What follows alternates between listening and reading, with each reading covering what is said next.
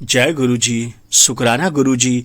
गुरु जी की कृपा से गुरु जी का ब्लेसिंग भरा सत्संग राज अंकल निधि आंटी जी के घर पे 3 मार्च 2024 को गुरु जी का बहुत ही अनोखा ब्लेसिंग भरा सत्संग संपन्न हो गया है।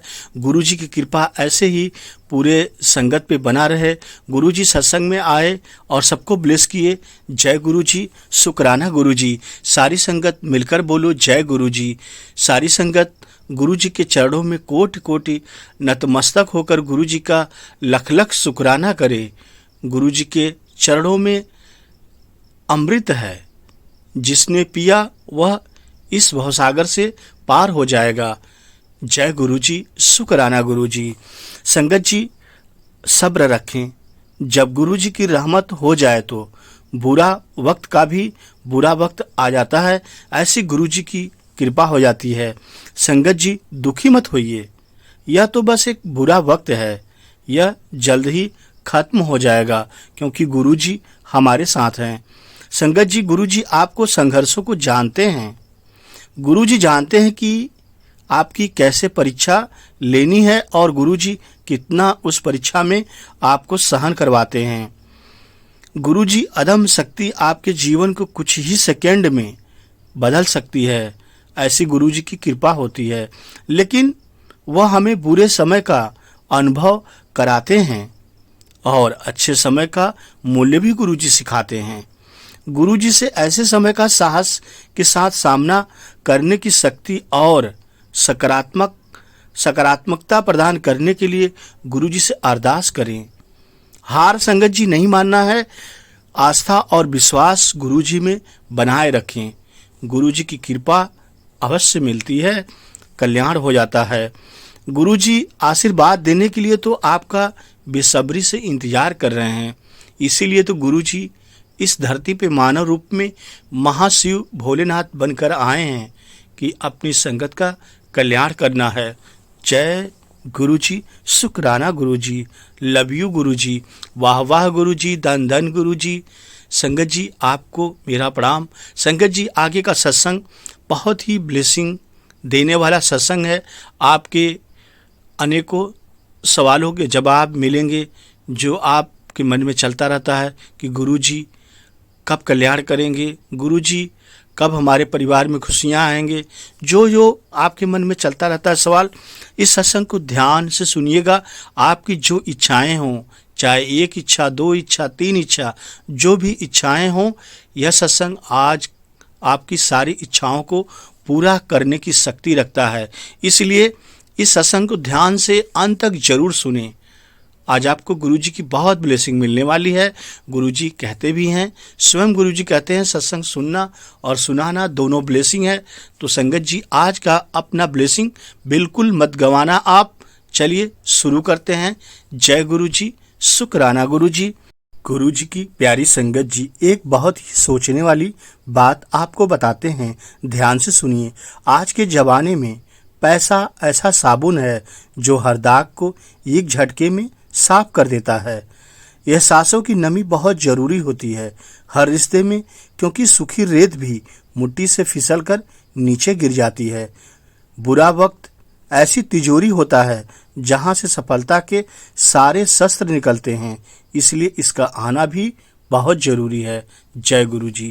जगह बनी थी ना, हाँ एक्चुअल हिस्ट्री यही है आंटी। क्या था मैं बताता हूँ। वो जो बना रहे थे ना, जो जिन्होंने मंदिर बनाना था, ये जो जगह थी, इसके ऊपर कृष्ण भगवान की मूर्ति आनी थी। अच्छा। तो बाबा का जब वो जगह बनाई थी ना इन्होंने, तो मूर्ति के लिए जगह खाली छोड़ी हुई थी। बाबा उस समय फिजिकल फॉर्म में ही थे। तो उन्होंने फिर पूछा, पता नहीं वो थे मालसापति थे और जो उनकी सेवा करते थे और जो मंदिर बनवा रहे थे, मुझे मुझे पता नहीं, मुझे नाम याद नहीं आ रहा। वो मराठी थे। तो उन्होंने पूछा कि बाबा ने कि किसकी मूर्ति यहाँ रखनी है। बाबा ने पूछा, कहते जी राधा कृष्ण जी की। तो उन्होंने बोला कि बाबा आप आए हो ना, तो आप मूर्ति वाली जगह पे बैठ जाओ, वो जगह पावन हो जाएगी।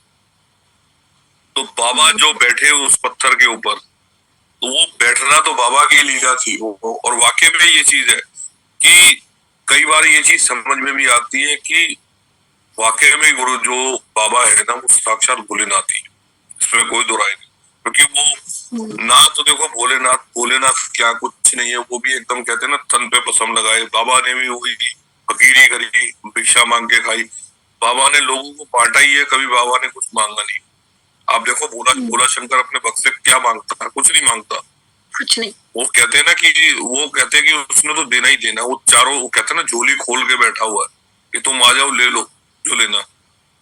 और ये बात है तो वो एक ना एक बड़ा अच्छी वो अभी अभी आज या कल मैं सुन रहा था कविता में बड़ी अच्छी कि भोलेनाथ ना भोलेनाथ जा रहे होते हैं और पीछे सारे जो देवी देवता होते हैं कहते हैं यार भोलेनाथ ने तो परेशान हो गए, कहता है ये तो हर एक को भोलेनाथ वरदान वरदान दे देते हैं, कुछ भी बोल देते हैं, कहते हैं अभी तुम देखना क्या करेंगे।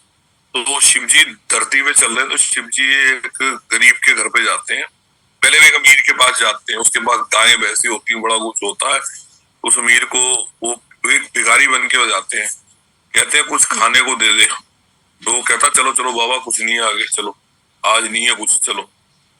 तो जब वो निकलते हैं ना तो वो बाहर निकलते ही भोलेनाथ ना उसको आशीर्वाद देते हैं जाते जाते।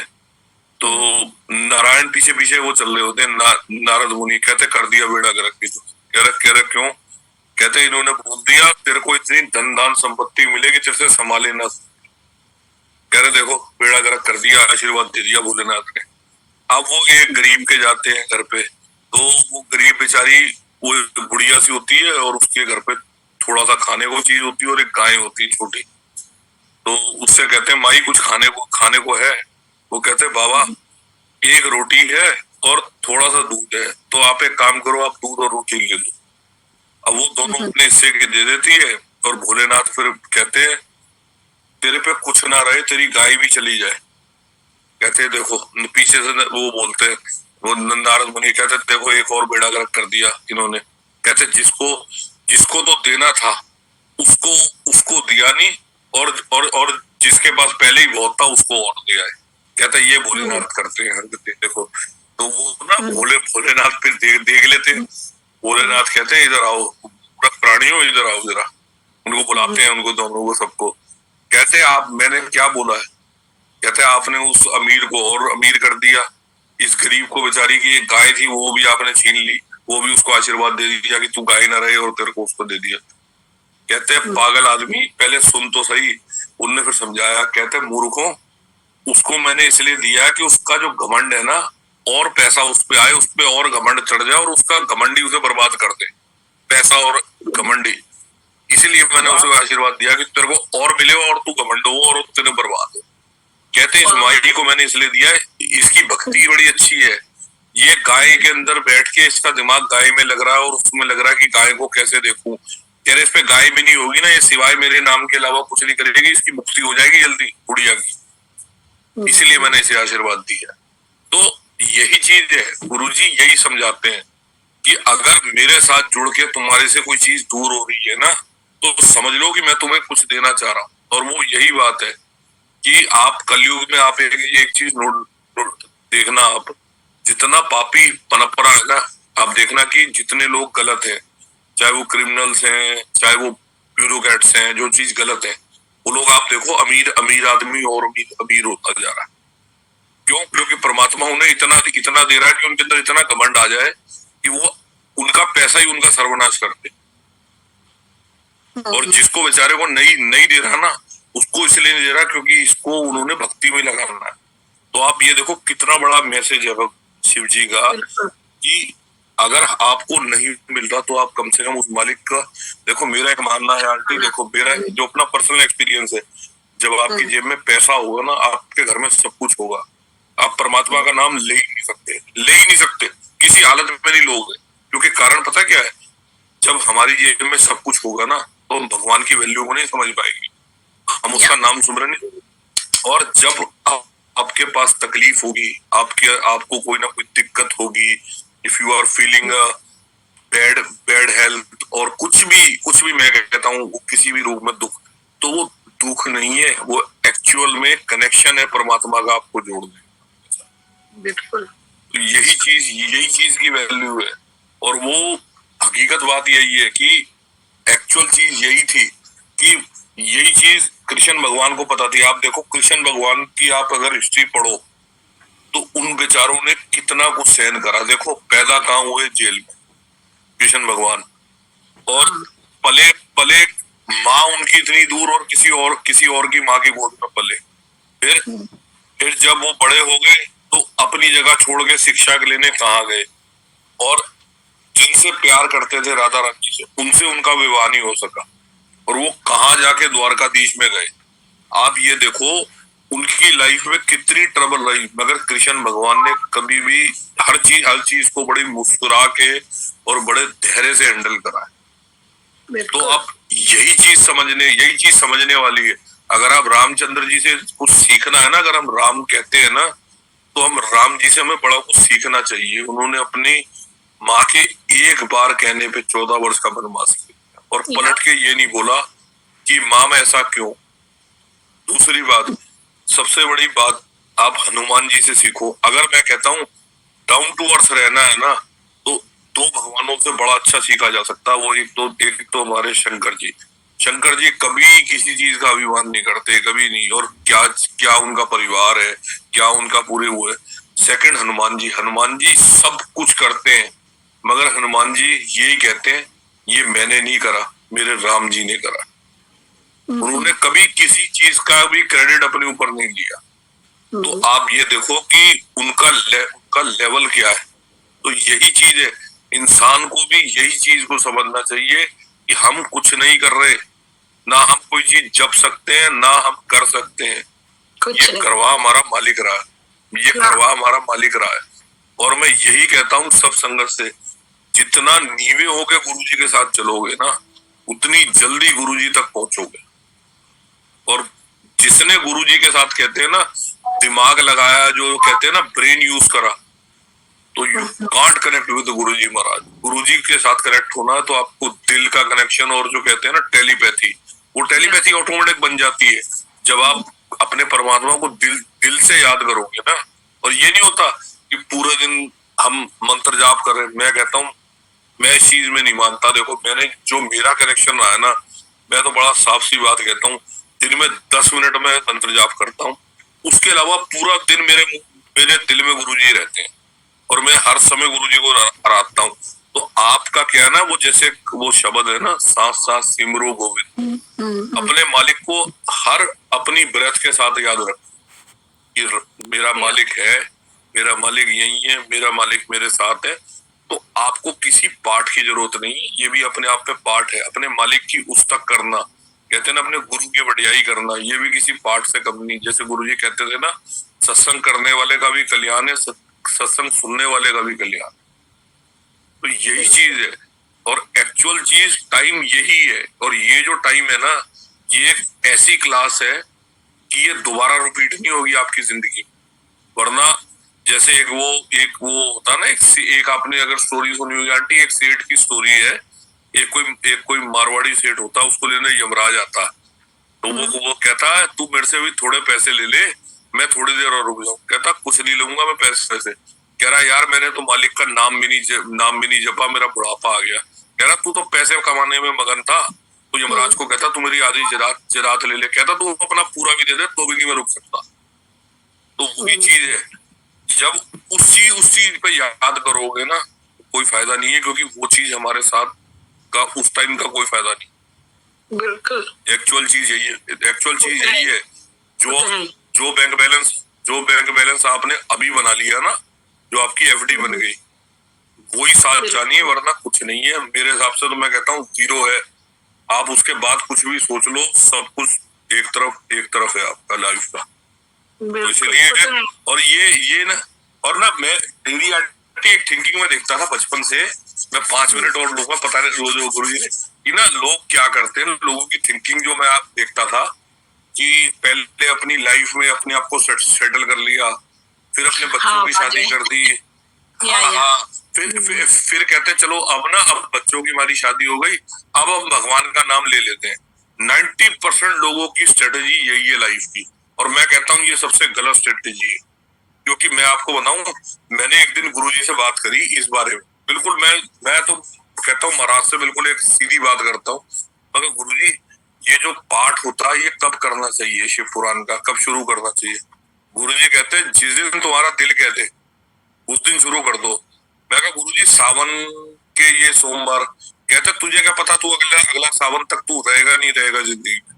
देखो कितनी बड़ी बात गुरुजी ने समझाई कि तुम्हारे पल भर की जिंदगी का भरोसा नहीं है और तुम अगले अगले भी उस चीज को आगे आगे कर रहे हो। से महाराज ने बुलाया था, गौरी त्यागी आंटी का प्राइवेट सत्संग था तो उन्होंने इनवाइट दिया था, तो हम गए थे। तो महाराज का शुक्राना, हमने सत्संग अटेंड किया रघुबीर अंकल के घर, और बड़ी ब्यूटीफुल अपॉर्चुनिटी थी कि हम रघु राय अंकल से मिल सके, जिन्होंने जो महाराज के वन एंड ओनली फोटोग्राफर थे। इस बारी का उन्होंने कैलेंडर भी बनाया है, तो बहुत ही ब्यूटीफुल था दो लेजेंड को साथ में मिलना। उसके बाद जो मेरा सत्संग था कि हम 26 को सत्संग में गए बड़े मंदिर, और काफी संगत आई हुई थी। और अभी आपको पता ही है कि महाराज का दिन, जैसे आंटी ने बड़ा ही सुंदर सा गाना भी गाया, और आने वाले तो काफी काम चल रहा है बड़े मंदिर में आगे पीछे ना, तो हमको दरबार में पीछे के रास्ते से लेके गए दरबार में दर्शन कराने के लिए। तो जब मैं अंदर गई हूँ तो अंदर जाके मैंने देखा कि सबसे पहले मेरी नजर पड़ी शिव जी भगवान और नंदी बैल पे। तो बड़ा सुंदर सा बेबी पिंक कलर का ऊपर उनका चोला था, बहुत ही सुंदर लग रहे थे। मेरे हस्बैंड ने ना नीचे झुक के, जबकि मना करते वहां, बट उस दिन ऐसा कर नहीं रहे थे, माथा टिकाया महाराज के उधर, वहीं उधर से जहां से बंद करते हैं पीछे से ही। तो मैंने पीछे मुड़ के देखा तो महाराज भी बेबी पिंक कलर में बहुत सुंदर लग रहे थे, बहुत सुंदर लग रहे थे। थोड़ी देर तक मैं ये देखती रही, और फिर हम बाहर आके, क्योंकि उधर काम चल रहा था रंगोली वाले उधर, तो हमें संगत काफी हो गई थी उस दिन। तो फाउंटेन के वहाँ जहाँ शिव जी हैं वहाँ हम सबको बिठा दिया।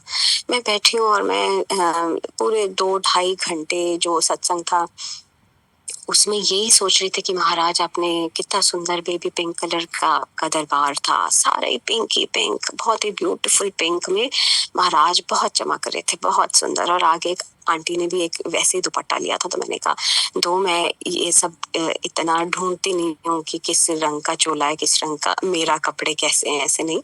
बट आंटी का वो दुपट्टा मैं देख रही थी, तो मैंने कहा वाह, आंटी का ये दुपट्टा बिल्कुल महाराज के चोले जैसा है। अच्छा, तो अब हमारे 2-2.5 घंटे फिनिश होते हैं, तो बारी बारी फिर क्या करते हैं, वो दरबार में लोगों को बिठाते हैं। हमारी टर्न आती है, हम दरबार में बैठते हैं, बाकी सब लोग लंगर हॉल के लिए जाते हैं लंगर करने के लिए। और जब मैं बैठती हूँ तो मैं देखती हूँ कि सारा दरबार ग्रीन कलर का है। तो थोड़ी देर तक, मतलब महाराज कुछ भी कर सकते हैं, और इतने ब्यूटीफुल है कि मुझे पूरा दरबार बेबी पिंक कलर में दिखाई दिया, जो कि बहुत ही सुंदर था। आइसक्रीम का कलर का, लाइट स्ट्रॉबेरी कलर का बेबी पिंक उसमें, और रियल में वो पूरा दरबार हरा था। तो महाराज के ये नजारे हैं, तो मतलब नजारे देखे जाओ और लूटे जाओ। और बहुत ही सुंदर था, अमेजिंग था कि महाराज आपने क्या किया, सारा दरबार मुझे गुलाबी दिखाया, और बहुत ही प्यारा गुलाबी। और मैं पीछे मुड़ के भी देख रही हूँ कि महाराज का चोला कितना फाइन पिंक कलर का, कितना ब्यूटीफुल लग रहा है। बहुत अप्रिशिएट करके जा रही हूँ, और वापस आ रही हूँ तो हरे रंग का पूरा दरबार ग्रीन कलर का था। तो थैंक यू महाराज, ये नज़ारे, मतलब महाराज जो वहाँ होता नहीं है वो भी दिखा देते हैं। तो बस देखे जाए नज़ारे, और वाह वाह गुरु जी किए जाए। सो शुक्राना है मालिक का। Thank you Maharaj. आंटी ये गौरी आंटी का सत्संग तो 28 का था। किरण आंटी, मैं आपको अनुरोध करता हूँ आंटी। हाँ जी 28 का ही था, वेडनेसडे का। आप भी आए थे क्या? आंटी मैं भी आया था, शिव मूर्ति के पास ही बैठा हुआ था, मैं भी जहाँ बैठे थे। अच्छा हाँ। तो आप देखिए अंदर हरे था ना? नहीं आंटी, हरा भी नहीं था। नो, इट्स फिरोजी कलर, क्योंकि पूजा दीदी ने भी सेम सूट पहना हुआ था जो महाराज का चोला था, और मैंने उनको स्पेशली नहीं, एक्चुअली एक्वा ग्रीन था, तो कि कईयों को फिरोजी दिखता है, वो एक्वा ग्रीन था। तो आप देखिए पूरा दरबार मुझे गुलाबी दिखाई दिया, पूरा दरबार गुलाबी। और जो मैं आंटी नहीं, इट्स फिरोजी, इस फिरोजी कलर, प्रॉपर फिरोजी, क्योंकि मुझे इसलिए पता है कि जो चोला था ना वो, नहीं, मैं उस दिन के मेरे पास फोटोग्राफ्स भी है, मैं दिखाऊंगी आपको। पता नहीं मैंने क्योंकि पूजा दीदी ने मेरे को यही बोला, मैंने उनको दिखाया था, मैंने कहा देखो गुरुजी और आपका चोला एक सा है, और शिव मूर्ति में कोई चोला नहीं था, जो बाहर थी मूर्ति, क्योंकि वो उसका पेंट हुआ था उसी दिन। बाहर नहीं, अंदर जो शिव जी थे ना, अंदर जो शिव जी थे उनके ऊपर कपड़ा लगाते हैं ना, उनके अंदर वालों पे तो था, अंदर वालों पे तो था। हाँ, बाहर तो मेरी बेटी भी कह रही थी कि आज तो शिव जी ने कुछ पहना नहीं है। तो नहीं, वो उसी दिन पेंट हो रहा ना वो सारा। हाँ जी, हाँ जी। संगत भी आंटी अप्रोक्स 12 मतलब ड्राइवर्स मिला के अप्रोक्स 1500 के आसपास की संगत थी उस दिन। हाँ जी, एक्चुअली क्या हुआ, पिछले साल भी हम गए थे, प्राइवेट सत्संग था, बट वो उस बहुत ही लोग थे और दरबार में बैठ के बहुत एंजॉय किया था हमने। इस बार बोलना भी चाह रही थी कि थोड़ा सा, क्योंकि लाइव वो भी था, शब्द नहीं चल रहे थे, तो मेरा थोड़ी वो भी थी, क्योंकि नहीं वो होता ही है यार। हाँ, ये ना एक्चुअली क्या होता है, जितने प्राइवेट सत्संग होते हैं ना, इसमें लाइव ही करते हैं ज्यादातर। एक्चुअल में तो गुरबानी थोड़ी देर पहले चलाते हैं, मगर एक्चुअल गुरबानी चलनी चाहिए। एक्चुअल तो गुरबानी चलनी चाहिए। हाँ, पिछली बार अंकल जब हम बैठे थे 2 घंटे प्योर गुरबानी थी, दरबार में बैठे थे। इस बारी बाहर तो बैठे ही, तो एक तो वो कंस्ट्रक्शन की आवाज कितनी आ रही थी, आप देखो मजदूर कितने। वो चल रहे।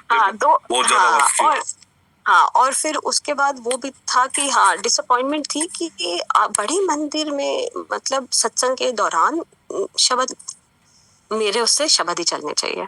और क्योंकि कोई जो नई संगत आ रही है वो बोलेगी यार बड़े मंदिर में सत्संग में भजन चल रहे हैं, तो घर में क्यों नहीं चला सकते, है ना। तो ये एक वो भी होता है कि हाँ, आपको लोग डिसोरिएंटेड भी होते हैं जो नए आ रहे हैं ना, तो क्योंकि हाँ 2-4 लोगों ने अपने मोबाइल भी खोले हुए थे, तो वो होता ही है आंटी। ये मैंने नोटिस करा, मैं खुद मंडे सेवा में हूँ, मैंने ये चीज नोटिस करी है, और मेरे को बड़ा गलत लगता है कि अगर आप मालिक के लिए आए हो तो कम से कम मालिक के लिए सोचो।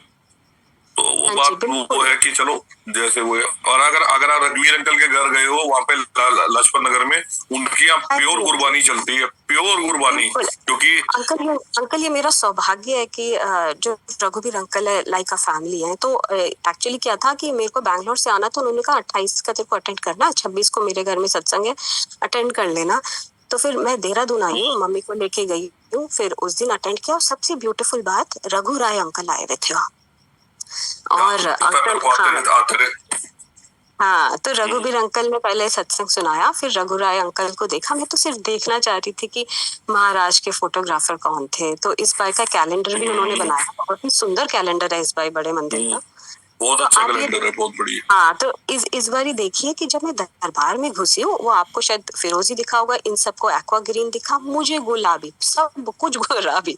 पीछे जो मतलब वो जो अंदर शंकर है और नंदी बैल है और गद्दी, वो प्योर गुलाबी। और जब मैं वापस आती हूँ तो वो आपको फिरोजी दिखा, मेरे घर वालों को सी ग्रीन दिखा, मुझे भी सी ग्रीन दिखा था, एक्वा ग्रीन था एक्चुअली बेसिकली। तो उसमें कंफ्यूजन हो जाती है कि वो ग्रीन है कि ब्लू है, क्योंकि वो एक्वा ग्रीन था। तो अब देखिए, पर यही है कि महाराज के नजारे देखे जाएं, लेकिन हाँ थोड़ी डिसअपॉइंटमेंट हुई। जो पहले आने का जो मजा आता था ना, वो थोड़ा सा कुछ तो है, कुछ तो, पर जैसी महाराज की मर्जी। नहीं, बाकी दिन में कुर्बानियां चलती हैं। जैसे आप आते हो ना, थर्सडे हो गया, सैटरडे हो गया, उस दिन जो भी चलते हैं ना भजन, वो आफ्टर मंत्र जाप चलते हैं। जब मंत्र जाप हो जाता है ना मंदिर में, उसके बाद में चलते हैं। हाँ, रघुवीर अंकल का तो अभी रघुवीर अंकल से तो मैं अभी मिला था 20 तारीख को, मेरे सगे चाचा के घर पे सत्संग था। अंकल भी आए थे, रघुवीर अंकल भी आए थे, और ये भी आए थे, रघु राय अंकल भी नोएडा में था। मेरे चाचा के यहाँ पे सत्संग था, उनका पोता हुआ था, तो उसका जो तब मैं मिलता हूँ रघुवीर अंकल से, तो मैं मिलता रहता हूँ, क्योंकि 2-3 महीने में एक बार ना मेरे चाचा के अपार्टमेंट में होता रहता है, और रघुवीर अंकल रेगुलर आते हैं, हाँ तो मिलना होता है मेरा। अंकल मेरा मिलना हुआ था। रघुवीर अंकल ना बैंगलोर में भी आते हैं सत्संग कराने, तो 2 साल पहले मेरा रघुवीर अंकल से मिलना हुआ था। पर उसके बाद से मतलब ये है कि हाँ, अभी मैं 26 को भी मिली, 27 को भी मिली, 28 को तो नहीं मिल पाई। अंकल ने कहा था कि बड़े मंदिर जाते हुए मेरे से यहाँ से मिलते हुए जाइयो। फिर 29 को भी मिली।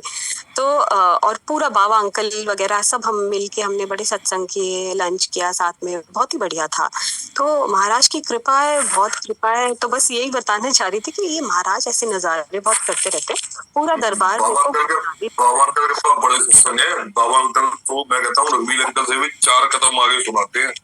उनके तो एक्सपीरियंस बड़े जबरदस्त है गुरु जी के साथ। हाँ, तो एक बड़ा प्यारा सा सत्संग में उनका बताते, जो इस बार उन्होंने बताया, जो कि उन्होंने शायद पहले यूट्यूब में भी बता रखा था, कि कहते कि मैं ना पुलिस में जाना चाह रहा था, और मैं गया और उनके फ्लैट फीट थे, तो इसलिए वो सेलेक्ट नहीं हुए, है ना, क्योंकि वो आपको थोड़ा कर्व होना चाहिए आपके उसमें ना। तो कहते कि मैं वापस आया बड़ा डिसअपॉइंटमेंट में। तो गुरुजी ने बोला कि क्यों आया, कि मेरा सिलेक्शन नहीं हुआ, क्यों तो कि मेरा फ्लैट फीट है। गुरुजी ने कहा अच्छा फ्लैट फीट है तेरा। और उसके बाद कहते मैं ऐसे करके बैठा हुआ था, गुरुजी आए और जहाँ कर्व होता है ना, वहां ऐसे ऐसे करके अपने पैर से दबाया। फिर अगले दिन भी दबाया, 2-3 दिन दबाते रहे, और 4-5 दिन के बाद उनका कर्व आ गया, वहां फ्लैट फीट की जगह कर्व हो गया। और फिर वो जो एक वो पता नहीं पुलिस ऑफिसर का नाम ले रहे थे, तो कहते कि उन्होंने कहा कि अब तो क्या है, तेरा तो हो सकता है इसमें, तो अब तो तेरा तो इसमें कर्व आ गया। तो गुरुजी ने कहा ना, पुलिस में नहीं जाएगा ये, इसको पुलिस में नहीं भेजेंगे हम। और मतलब गुरुजी ने उनको पुलिस में भी नहीं भेजा, लेकिन आप देखिए 2-3 दिन के अंदर ही कर्व आ गया उनके फीट पे। तो बता रहे थे कि रोज गुरुजी उधर ही छेड़ते थे और बोलते थे अच्छा फ्लैट फीट है तेरा। उसके बाद वो कर्व आ गया। तो महाराज तो कुछ भी कर सकते हैं। गुरुजी बोलते हैं तेरा हलवाई वाला पेट है तो हलवाई बनेगा। तो उन्होंने केटरिंग का ही काम करते हैं बाबा अंकल, मुझे याद है। तो और हाँ, क्योंकि जब भी आते हैं ना रघुवीर अंकल का सत्संग होता है, तो ज्यादातर जो है, जैसे मेरे चाचा क्या भी हुआ था, तो बाबा अंकल ने ही करी थी केटरिंग। बहुत अच्छा उनका गुरुजी ने बहुत बढ़िया। गुरुजी की पूरी पूरी ब्लेसिंग है उनकी फैमिली को, और नो डाउट महाराज का तो बड़ा पूरी फैमिली ब्लेस करी। हाँ, उनकी वाइफ का भी, जो कि बचपन से ही गुरुजी को देखती थी, है ना, वो जो कन्नू है उनकी वाइफ है ना बाबा अंकल की, 7th-8th स्टैंडर्ड से गुरुजी दिखाई देते थे। तो बहुत सारे सत्संग है उस परिवार के, पर हाँ बहुत ही मजा आता है उनके साथ। बहुत बड़ी मजा आ जाता है, नो डाउट। चलो आंटी, बढ़िया गुरुजी ने आपको बुलाया। चलो जय गुरु जी आंटी। जय गुरु जी।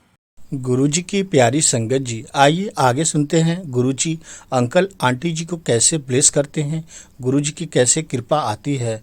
जय गुरुजी। संगत जी पूरा सत्संग ध्यान से सुनते रहें। But you know a long time ago, जैसे इंडिया में there are a lot of beautiful places, beautiful attractions. मैं कभी ताजमहल भी नहीं गई, but that's okay. So you know in a checklist kind of way लगता था कि I should go sometime to Taj Mahal, I should go. So there was not an internal feeling that I should go to Harmandir Sahib, to the Golden Temple. But a few years ago, मुझे like I don't know बुलावा आ रहा था या कैसे feeling आ रही थी. I started having the wish to go. मैं कभी अमृतसर नहीं गई, मैं कभी नहीं गई थी. I just started having a feeling and a wish to go. So I told my parents, you know, इस बारी initially there was a big plan. यहाँ भी जाएंगे, वहाँ भी जाएंगे. At the end, I was like सिर्फ अमृतसर जाएंगे. And then we went.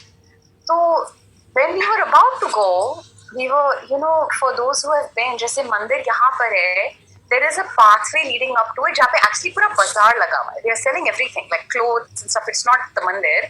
तो एक रास्ता है. तो जब हम उस रास्ते पे चल रहे थे, तो मुझे I had prayed to Guruji that morning.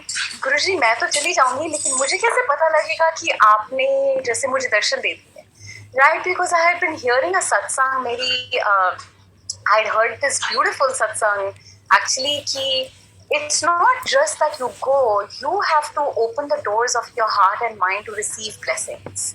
So I thought I can go, मैं जितना अपने आप को open mind, open heart कर सकती हूँ, but how will I know that you have entered, you have accepted? Like जैसे वो जो हाजिरी होती है ना, आपने तो like दरवाजा खटखटा दिया, खुला दरवाजा, आप चले गए, but how do you know that it was received? So that morning I had prayed कि गुरुजी अगर आपने ये मतलब मैं अपने मन मर्जी से आई हूँ, I don't know मैं कैसे आई हूँ, but if you accept me to come, just give me a sign कि not like a sign, you know, but like दर्शन दे देना कि आप you are like okay yeah you came, I'm here. So when I was walking in that बाजार वाली सड़क, अभी मंदिर की ग्राउंड शुरू भी नहीं हुए थे, and you know inside the मंदिर at a certain point जब आप पैर धो के अंदर जाते हैं, you have to cover your head. That's when you're officially inside the मंदिर. तो हम बाहर थे and I started having this strong feeling to cover my head. तो I was like, but अभी तो हम बाजार में हैं, you know, it will look weird. तो मैंने, but I just had a strong feeling, so I did it anyways. जैसे ही मैंने सर ढका, मेरे फोन की फोटो चेंज हो गई और गुरुजी आ गए. It was so incredible. I mean, I just showed my mom because in fact, you know, my cousin's kids, these two kids, they had taken my phone and done lots of stuff to it. So मेरे phone की ना photos एक rotation में लगी हुई थी कि किसी की भी photo, but Guruji was not in that rotation. So normally I don't even know how to do it with it. So I just used to have a fixed like background like flowers or something. एक दिन few months ago खुद से मेरे phone पे गुरुजी की photo आ गई. In fact मुझे एक संगत ने कहा भी था, you know, is that a good thing because आप झूठे हाथ रखते हैं फोन इधर. I was like मैं क्या करूँ, अब आ गए गुरुजी मेरे फोन पे, like I cannot make him go away. गुरुजी अगर खुद से बैठे हैं तो you know Guruji is that one photograph which I did not make as a screensaver had appeared permanently on my phone. तो जब तक वो थे मैंने रहने दिया, and then at some point one day that photograph went away, कोई और flowers वगैरह आ गए. But when I was in Dubai, these two kiddos, they had done a lot of stuff to my phone and सबकी you know rotation में photos लगी हुई थी, but not Guruji. But when I was on that रास्ता, जैसे ही मैंने sir ढका, Guruji came on my phone. And now he's still there. So that was a big thing for me. That was a big darshan. And उसके लिए you know there is a lot to it क्योंकि like कभी-कभी लगता है right, like oh first we will fly to Amritsar and I was with 3 elders, my parents and my masi. So you know it's tiring also. तो कभी-कभी लगता है कि you know क्या भगवान वहाँ है, is it like we will fly, फिर हम मंदिर में जाएंगे एंड किसी ना किसी तरह से बिकॉज मंदिर हमारा पर्पस था, हम संडे को गए, सर्टन थिंग्स मेड इट कि हम उस संडे को गए 25 तारीख को एंड 12 बजे या 12:30 बजे दोपहर को हम हरमंदिर साहिब पहुंचे होंगे. So by the time we waited in that line to enter that main darbar which is a very sacred and a very tiny place, 3-4-5 घंटे लग गए. तो all of us were standing in the भरी धूप, मतलब 3-4 घंटों के लिए, and it was very tiring for everybody, including myself. So, you know, there is something for me कि गुरुजी said कि आपकी जो intention होती है ना, मैंने आपको बाहर से ही दर्शन दिया. I am here. It's not just that I'm only inside over there in one place. I am here. जब आप श्रद्धा से कहीं भी जाते हो, when that thing is there for you, there was something for me that the message was that, you know, जब आप श्रद्धा से गुरुजी से मिलने जाते हो, he is there wherever you go. Now it was obviously special, but in case you know you or I are not able to go somewhere that is known as special, every place like वो सच में that feeling, you know, वो लिखा है वहाँ पे like you know Harmandir Sachkhand is that is the Sachkhand, like you were saying, this is the Sachkhand. So yeah, that was just very very divine. And one more thing I'll share, for the most part I went to you know GK Mandir with my family. I went to Harmandir Sahib. So in all of these places, and I went to Bada Mandir with my mom. In GK Mandir, it was my mom, dad, and sister, and in Harmandir Sahib, I told you. My point is, जब लंगर का वक्त आया, भले ही हम 2 लोग हो, I was separated from whoever my family member was. If I was just following सेवादार की instructions, वो you know आप 2 लोग सेम टाइम पे एंटर कर रहे हैं लंगर हॉल, सेम टाइम पे माथा टेक रहे हैं, but I would be told to go to the left and my father had to go to the right, or I went here and my sister went there, I went here and my mother went there. And there was something about that also for me. ये हमने पहले सुना है, in case people have not heard it. So in Bada Mandir, even now, they serve langar the way they served it in front of Guruji, which is 4 people to a plate. तो 4 लोग एक थाली में से लंगर करते हैं. And Guruji used to say, don't try to sit with your family. You do not choose कि आप किसके साथ बैठे हो. आपके साथ जो लंगर शेयर कर रहे होते हैं ना, वो देवी देवता भी हो सकते हैं. And Guruji also said कि you should not cut in line. You should not, आपको जैसे भी भीड़ में से जब एक लाइन बनती है, right, whether it's बड़ा मंदिर or any place, जब एक लाइन बनती है, whether it's the Aarti as well, right, पहले एक क्राउड होता है, अल्टीमेटली जब हाथ लगते हैं, एक बंदा होता है या 2 बंदे होते हैं, 3 बंदे होते हैं. Don't necessarily try to force it or change it too much. Naturally आपका जैसे इधर उधर हो जाता है. मैंने सुना है कि उस लाइन में देवी देवता होते हैं. तो wherever you end up, you are being blessed. Don't, with a small physical mind, don't think कि मेरे मामा हैं, मेरे ये हैं, मेरे वो हैं. You don't know who you are getting to be in line with, who you are getting to do Aarti with. And वो लंगर के बारे में गुरुजी has said, you know, उसमें 4 तरीके के लोग होते हैं जिनके 4 अलग अलग गुण होते हैं. अब ये मुझे पूरा सत्संग याद होगा कि नहीं, but you know what was it like, कर्मवान, धर्मवान, रूपवान एंड बलवान.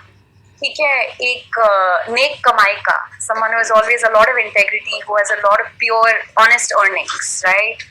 One person who has a very beautiful soul, one person who has a very strong determination, and then there is a 4th one. Classically, okay, so गुरुजी ने ये सत्संग एक uncle को सुनाया और कहा तो लिख ले, सबको बता देगा. So when those 4 people are having langar, Guruji said ये पंजाब का हकीम होता है ना, वो लाल दवाई वाला, you have any ailment, you go, वो ऐसे हिला के आपको दे देते हैं. दवाई सबको सेम मिलती है बट अलग इफेक्ट होता है. So the 4 people who are sharing a थाली, उनमें से आप सबको एक दूसरे के गुण मिल रहे हैं. So maybe I have one thing in more excess which I can share, and maybe you have something I need. So ऐसे वो qualities exchange होती हैं जब लंगर share होता है. Again, so never try to change your position about what you're receiving. You will receive what you have to receive, and you will receive the best that you have to receive because Guruji is planning it. So don't think too much. मुझे ये चाहिए था, मुझे वहाँ बैठना था. Just stop thinking and surrender. When somebody tells you to go somewhere, do something, eat something, just do it. And the English translation of that part, Rupvan and all, you know, so then that uncle forgot the 4th one, like I forgot right now, right? So then Guruji said to him, मैंने तुझे कहा था लिखने को, तूने फिर भी भूल गया? He said, हाँ मैं भूल गया. तो then Guruji said, अच्छा ठीक है. You know, there are the order in which I give things. Number 1, the first blessing he gives you is life. If you are in life or death, the first blessing Guruji gives you is life. The second blessing he gives you is health. This is different, right? It's good health. You can be alive and not have good health. So the second blessing is good health. Third blessing is financial. कि materially आपके पास घर है, you know, you have a shelter and food and clothing, basic needs. Materially you are taken care of. तो Guruji said that संगत said, Guruji वो तो 4 थे, तो चौथा क्या होता है? He said चौथा होता है भक्ति. That 4th one is your devotion.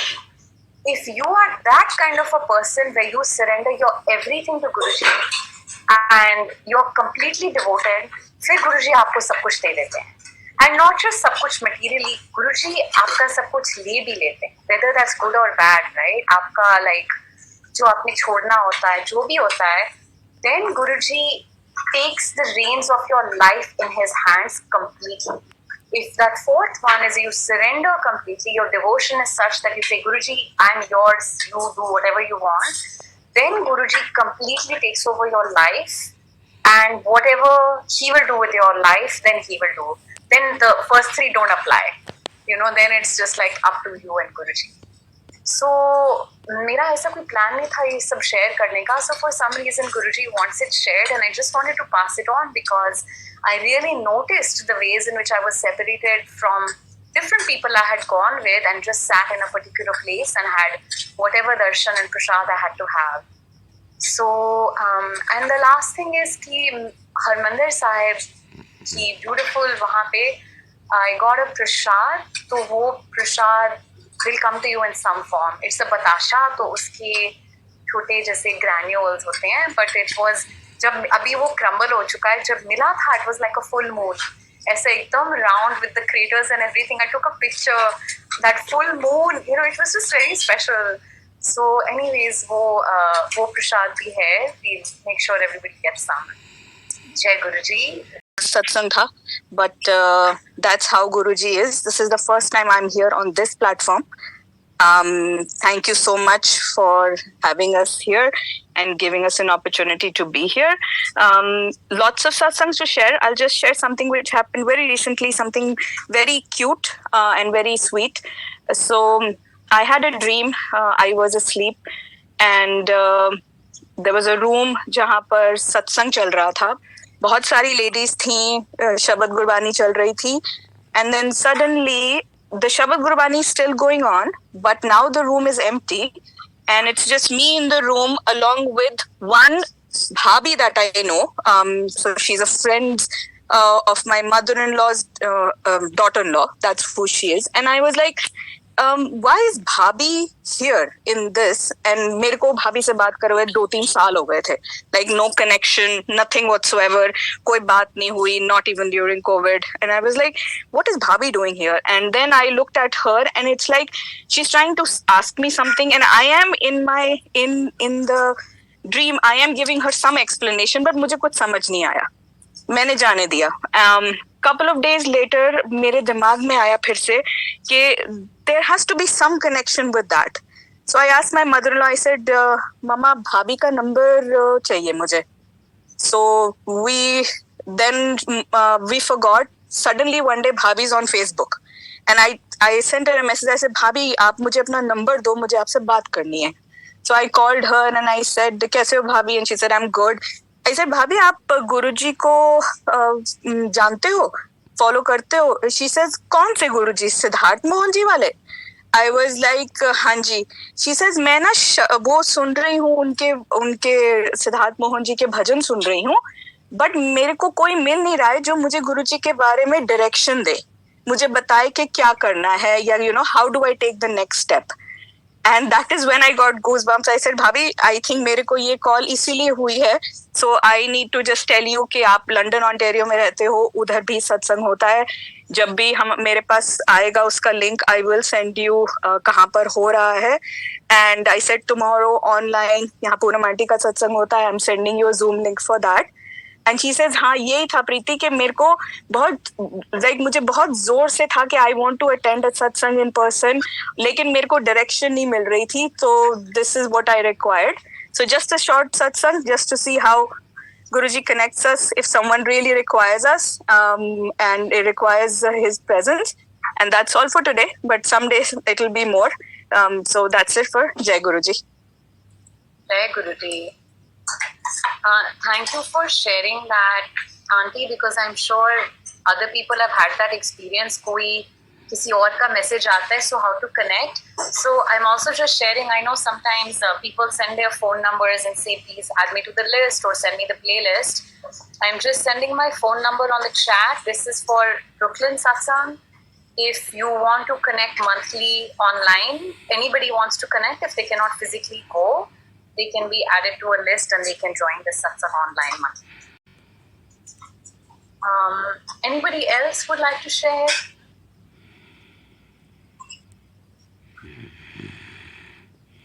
I should say, does anybody else have a satsang to share?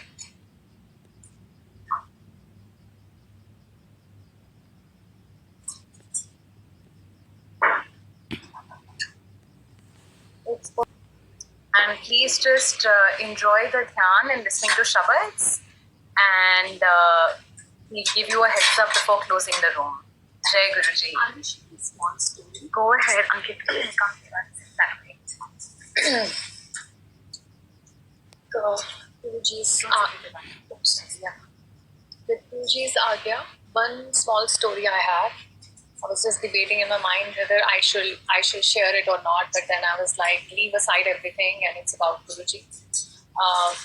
So the story is from one of the story hai, sorry, Hindi mein bolti. Story hai, and if anyone needs any English translation, please, I'm happy to do it later.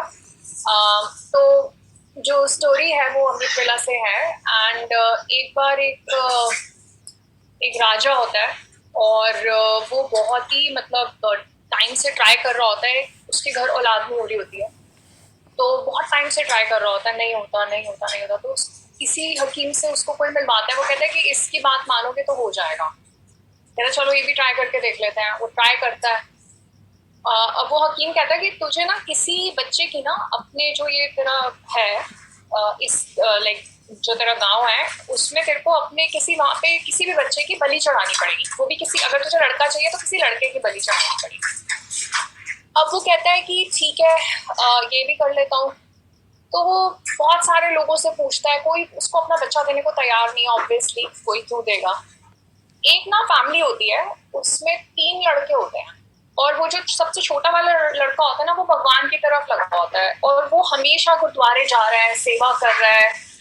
तो अब parents को बिल्कुल अच्छा नहीं लगता। वो कहते हैं कि ना तो ये कुछ कमाता है, ना ये कुछ करता है, और ये तो ना इसकी शादी होगी क्योंकि इसने तो कुछ करना नहीं है, कौन इससे शादी करेगा।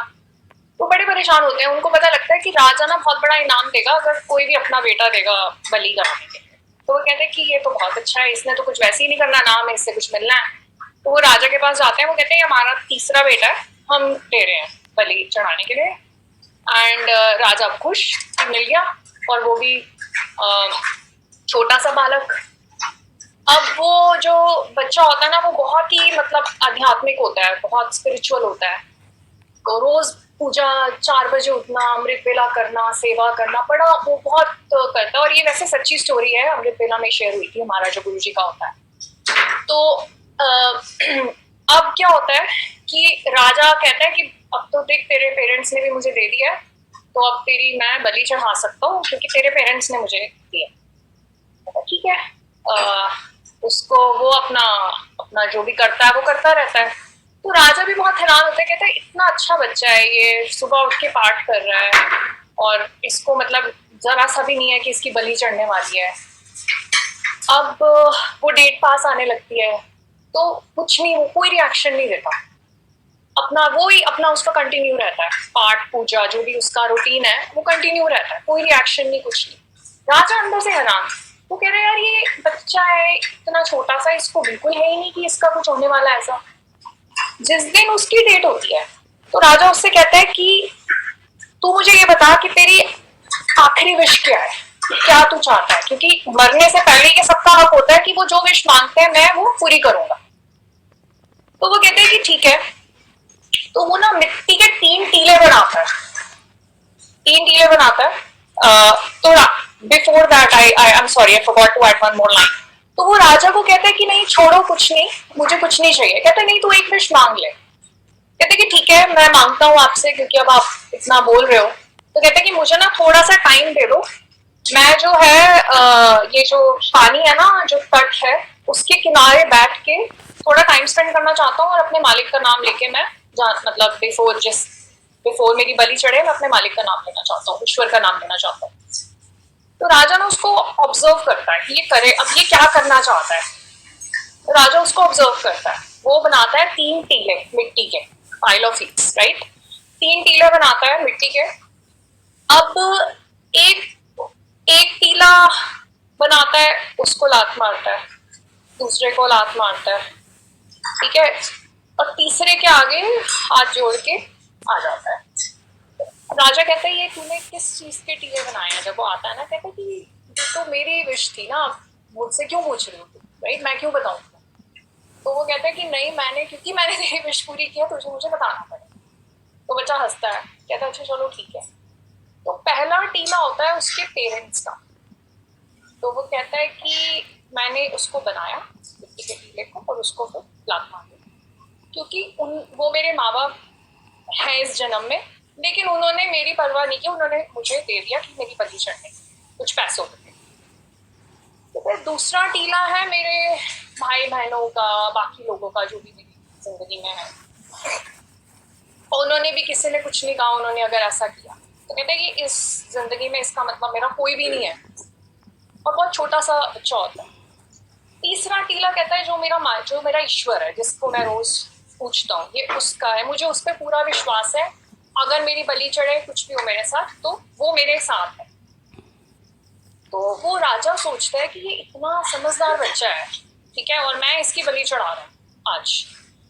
तो कहते हैं कि अगर इस चीज की तो कोई गारंटी नहीं है कि इसको मारूंगा तो मिल ही जाएगा। कहता है मैंने तो 3600 की रेस्ट कर ली है चीजें, कुछ नहीं हुआ। Excuse me. तो कहता है कि फिर उसके माइंड में आता है, तो वो कहता है कि बलि मत चढ़ाओ। कहता है कि मैं इस बच्चे को गोद ले रहा हूँ, ये आज से मेरा बच्चा है। Sorry. So what happens then is गोद ले लेता है उसको, और वो कहता है कि, और ये सच्ची स्टोरी है, जो वो गांव था ना, उस गांव की जो प्रजा होती है 2 साल में सारी प्रजा को वो स्पिरिचुअल आध्यात्मिक कर देता है। So that was the story and thanks to everyone, जय गुरु जी। और मृतिका का सत्संग मुझे इसलिए बहुत अच्छा लगा क्योंकि हरमिंदर साहिब हमेशा जब भी अमृत वेला होता है उसमें हरमिंदर साहिब सुनते हैं। और मैं बहुत छोटे हुए गई थी बंगला साहिब, मुझे कुछ याद नहीं है, लेकिन मुझे थोड़ी थोड़ी चीजें याद आती है जब हरमिंदर साहिब की बात करती हूँ। तो जय गुरु जी। ये मैंने देखा है, it's come up a lot कि जब भी किसी की गुरुजी के साथ कनेक्ट करने की इच्छा होती है, गुरुजी रास्ता बना देते हैं। एक्चुअली ये तो मैं बताना भूल गई कि मेरे साथ भी जब मैं कल आई, मेरी 25 घंटे की जर्नी थी overnight with a stop over and all that, so I was pretty tired, सब कुछ दुख रहा था, पैरों में दर्द एंड ये वो। बट मैं सुबह आई लैंडेड एट 8:15, जब तक मैं घर पहुंची 10:15 बज गए थे। तो वो टाइम ऐसा था कि या तो अभी सो जाओ या रात तक जगो। मैंने कहा नहीं मैं नहीं सोती, मैं रात को सोऊंगी। तो फिर ना किसी तरह I was like just unpacking करनी है ताकि जगह क्लियर रहे सत्संग के लिए। लेकिन by 4:30 I couldn't stand it anymore. मेरे से मतलब बॉडी नहीं हिल रही थी, हाँ बस हालत खराब हो रही थी। I had to sleep. So दोपहर को 4:30 बजे मैं सो गई एंड आई थॉट मैं 1 घंटे के लिए सोती हूँ, 6 बजे उठ के सब कर लूंगी। बट मैं 7:30 बजे उठी, तो 3 घंटे हो गए मैं सो गई। एंड देन आई थॉट अब मुझे रात को लोग कहते हैं कि ऐसा हो गया तो रात को नींद नहीं आएगी। मैं रात को 10 बजे फिर से सो गई और फिर मैं सुबह 7 बजे उठी अलार्म के साथ। तो मुझे कोई जेट लैग नहीं हुआ, मुझे कुछ नहीं हुआ, बिकॉज अगर नींद नहीं आती। और इससे मुझे एक और सत्संग याद आ रहा है, थर्सडे नाइट जो हमारा लास्ट द पैरेलल ऑफ यशस सत्संग कि हमारा जो लास्ट नाइट था, we were with the family and मेरे पेरेंट्स की एनिवर्सरी थी। तो उस दिन मुझे स्ट्राइक भी नहीं किया कि आज थर्सडे और मुझे सत्संग में जाना है। ठीक है, हम ट्यूसडे वेडनेसडे को गए थे, बट थर्सडे इज थर्सडे और मैं नहीं गई। प्रीवियस थर्सडे मुझे पता था कि मिस होने वाला है, तो मैंने फ्राइडे सुबह को सत्संग कर लिया था। बट उस दिन थर्सडे को मैं रात को सोने गई और मुझे सारी रात नींद नहीं आई। सुबह 6 बजे मुझे समझ में आया कि थर्सडे था और मैंने सत्संग नहीं किया था, इसलिए मुझे नींद नहीं आई। जैसे ही मुझे ये थॉट आया, मैं सो गई और फिर मैंने उठ के सत्संग किया और फिर सब ठीक हो गया। सो ऐसा पहले भी हो चुका है, जो आपने ना that appointment you have with Guruji, with God, जो भी आपका होता है ना कि आपने उस वक्त यहाँ पहुंचना है, जब तक वो स्पिरिचुअल प्रॉमिस कमिटमेंट फुलफिल नहीं होता, things always go wrong for me. मेरे साथ तो ऐसा ही हुआ है, पहले भी हो चुका है। मंडे का सत्संग जब मिस हो गया या थर्सडे का, something is just of until that सत्संग इज कंप्लीटेड। सो जय गुरु जी। गुरु जी की प्यारी संगत जी, एक बहुत अनोखा और सत्संग आगे सुनते हैं। सत्संग में नींद आ जाती है। सत्संग का प्रोग्राम खत्म हो चुका था, सिर्फ वहाँ नाम की बख्शिश वाली संगत ही रुकी हुई थी। कैंटीन एक ही खोलने का हुक्म था। तभी वहाँ कैंटीन में एक नवविवाहिता बिटिया आई और फ्रूटी पर उंगली रख कर इशारा किया। फिर एक बिस्किट के पैकेट पर हाथ रख कर इशारा से कीमत पूछी। इशारे से ही मैंने कीमत बता दी। उसने दूर खड़े अपने पति को ताली बजाकर बुलाना चाहा, पर असफल रही। मुस्कुराकर उसने मेरी ओर देखा। उसकी मुस्कान और असफल प्रयास से थोड़ा मन भर गया। फिर मैंने किसी को आवाज देकर उसके पति को इधर बुलवाया। पता चला कि वह भी बोल और सुन नहीं सकता था। उस समय मुझे यह सब देखकर बड़ा अचंभा हुआ। थोड़ी ही देर में मैं उनकी इशारों की भाषा समझने लगा। फिर लड़की ने एक पेपर पर लिखकर पूछा कि आज का सत्संग सुना था? मालिक कितना अच्छा समझा रहे थे। मैंने उसको लिखकर दिया कि मैंने पूरा नहीं सुना, सिर्फ 20 मिनट का ही सत्संग सुन सका हूँ। उसने फिर लिखकर पूछा क्यों? मैंने शर्म से लिखकर जवाब दिया, सत्संग में नींद आ जाती है। अभी यह बात लिख ही रहा था कि एकदम दिमाग कौंध गया। मैंने लिखकर पूछा कि आप दोनों तो बोल और सुन नहीं सकते, तो फिर तुमने सत्संग कैसे सुना? उन दोनों ने एक दूसरे की तरह मुस्कुराते हुए देखा। फिर पेपर पर लिखा कि लिप रीडिंग यानी होठों के हिलने से शब्द समझ लेते हैं। ओह मेरे सद्गुरु, ओह मेरे सद्गुरु, मेरे बदन पर रोंगटे खड़े हो गए। ये सच्चे पातशाह, मुझ जैसे नासुकरे को जिसके सारे अंग सही सलामत बक्से हैं, सत्संग में नींद आ जाती है। और इनको देखो, ये कितने महान हैं।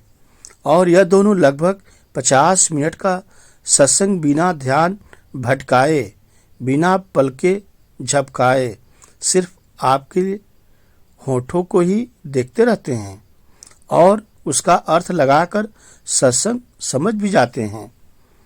मेरे मन को जैसे कोई जोर से चाबुक मार रहा था। सिर्फ उन दो प्यारी सी रूहों को देखता रह गया जो बिना एक लफ्ज बोलो ही इतनी बड़ी सीख दे गए और आपस में नोक झोंक करते हुए भी मेरी आंखों से धीरे धीरे ओझल हो गए। बड़ी कृपा है उस मालिक की हम जीवों पर कि हमें सत्संग की अनमोल घड़ियां रोज नसीब होती हैं। जय गुरु जी, शुक्राना गुरु जी, ब्लेसिंग ऑलवेज गुरु जी। गुरु जी की प्यारी संगत जी, गुरु जी के आदेशानुसार मैं अपने घर पंजाबी भाग में हर शनिवार को सेवा करता था। यह सेवा सुबह से शाम तक चलती थी। दोपहर को 2 बजे के बाद आए हुए सब भक्तजनों को लंगर खिलाया जाता था। राजमा, सब्जी और चावल का यह लंगर सब भरपेट खाते थे। सायंकाल सेवा संपूर्ण हो जाती और वहां कोई भी भक्त नहीं रहता, तब मुझे लंगर खाने की इजाजत मिलती थी। ऐसे ही सेवा का एक दिन था और शाम को जब मुझे लंगर दिया गया तभी एक भक्त ने स्थान में प्रवेश किया और मैंने अपनी प्लेट उसे दे दी। तत्पश्चात दूसरी थाली मेरे लिए लाई गई, परंतु एक भक्त और आ गया तो मैंने वह थाली उसे दे दी।